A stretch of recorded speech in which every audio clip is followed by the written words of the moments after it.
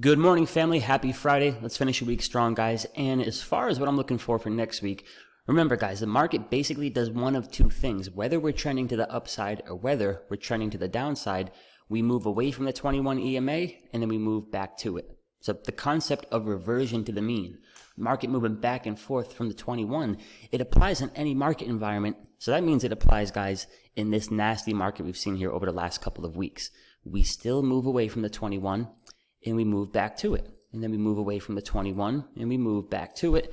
And then we move away from the 21. So as we kind of come in here to Friday, guys, I'm already thinking about next week. And what I like to do is start to plant what I call seeds, placing different spreads that expire next week, looking to come into next week collecting some premium. So to give you guys a sense of a couple of open positions that expire next week, I got a call credit spread here on Goldman Sachs up at 205, and I got an iron condor on Amazon right now with the put side down at 2,800, and then the call side is up there at 3,300. So a couple open positions, guys, but here is kind of what I'm looking for. We did a good job yesterday of holding up near the recent lows, and mind you, anything can happen here today like any other day. I wouldn't be surprised to see some choppiness, but we'll see what the hell happens here. But nonetheless, guys, we're kind of hanging out near these recent lows, and what I'm looking for is potential signs that we might be getting ready to make a move back up towards the 21. Now, the Qs aren't necessarily as extended to the downside as the S&P 500 here, hanging up at some key levels of support, but we're pretty much, guys, a good 2.5 average true range move, ATR, 2.5 ATRs away from the 21. Does not mean the market doesn't dump, doesn't mean we don't chop. We could potentially see a move next week back towards a 21. So one thing I never want to do, and I advise that y'all never do, is just blindly jump into trades based on what we think can happen.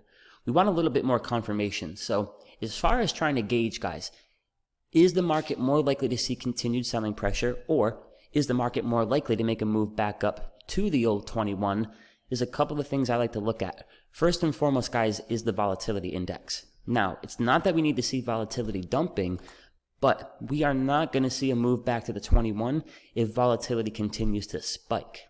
So we need basically an absence of volatility to have a good chance of making a move back to the 21. Another thing, guys, is that when it comes to volume, right, there's a lot of talk in the market about volume. My mindset is the only thing that really matters is the big above average selling volume. Big selling volume, guys, it almost plays the role of gravity. And when we have the presence of gravity, everything comes back down to earth.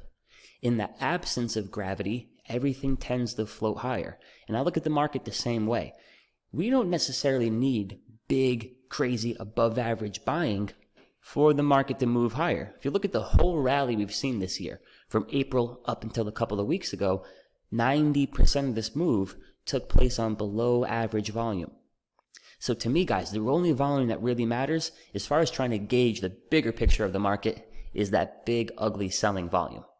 That acts like gravity. When the big above average selling volume's here, everything comes back down to earth. In the absence of the big selling volume, or the absence of the gravity, everything tends to float higher. So that's one of the other requirements. I do not want to see volatility spiking, and I want to see the big above average nasty selling volume start to die down here. So check this out, guys, right? The big selling volume pushes the market down, but when that gravity disappears, we make a move back up towards the 21. So that is what I'm going to be looking at here for the next couple of days, guys. Do we continue to see an absence of the big selling volume? Does volatility continue to do nothing? And we got a good chance at here making a move back to the 21. Now, the other thing that I like is if you guys go on your Thinkorswim and you go to studies and then go to John Carter studies, you can find the TTM squeeze indicator. So you guys are familiar with the channel. You know the squeeze is one of my favorite setups. However, one of the things I like the most, guys, about the squeeze is what we can call the histogram down here, which is basically a momentum reading. And what you guys will notice is that if we say look at a lower time frame like an hourly chart, the red bars is a sign of bearish momentum, right? Everything's getting ugly, releasing energy to the downside. When we go from red bars to yellow, that's a sign, family, that the selling pressure is drying up. So these three lines right here, that's the reversion to the mean move on the daily chart. and we go a little bit lower here onto a lower time frame like the hourly, we can see that we don't make those reversion to the mean moves until the selling pressure dries up. Right? We do not make those reversion to the mean moves until the selling pressure dries up. We do not make those reversion to the mean moves until the selling pressure dries up. So we're looking at the market near key levels of support. I'm saying, hey, potentially we can make a move back to the 21, but we need a little bit more confirmation than just that little thought process. So the absence of volatility spiking, the absence of that big, ugly, above average selling volume, and the absence of the bearish momentum here on the squeeze indicator, those can all be potential signs that the market may make a move back up to the 21. So we need to have a little checklist of things that we look at for confirmation, but at the same time, we got to have the acceptance that the market's going to do whatever the hell the market wants to do. So over the next couple of days, guys, those are a few things I'll be looking for. And as far as, how would I position myself to catch that move in the event that the market does go back to the 21, is I'm looking to trade put credit spreads. So a perfect example right now, guys, is Google. Big Google right here is very much extended underneath its 21. It's really due for a move back home. It's most likely going to happen if the market itself, the Qs, the SPY, Apple, Amazon, the whole big picture begins making that reversion to the mean as well. So we can already see some of the selling pressure starting to die down. And if we get that checklist, no volume, no big selling pressure, and all the bearish momentum starts to dry up, what I'd be looking for here, guys, is to sell a nice deep out the money put credit spread on Google, looking to collect some premium as we make a move potentially back towards the 21. So we had some nice trades this week. One of them was basically the same mindset.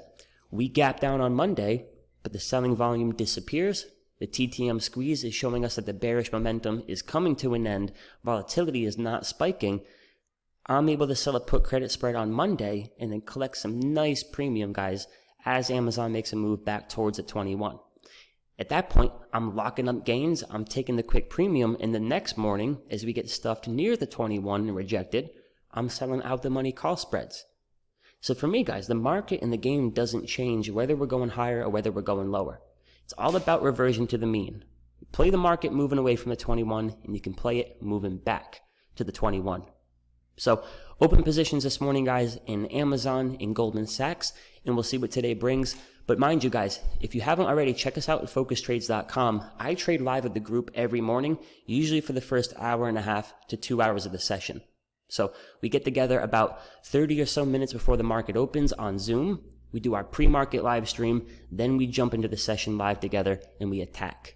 So you can see the link in the description of this video for a free 10-day trial to the group. And if you like us, only $10 a month. So looking to provide value, guys, and give you all an opportunity to learn how to trade successfully without having to spend all kinds of bullshit money. So we'll see how today goes, guys. A couple open positions. We'll be looking for a couple more. But remember, it's important to have an idea of what you think might happen, but then have a checklist of things that you need to see unfold to get a little bit more confirmation. So I love you guys. I appreciate y'all watching. If you haven't already, hit the subscribe button, and I will talk to you guys soon. For those of you guys and girls who are in the Focus Trades group, I will see you guys in about an hour. It's time to get to work here.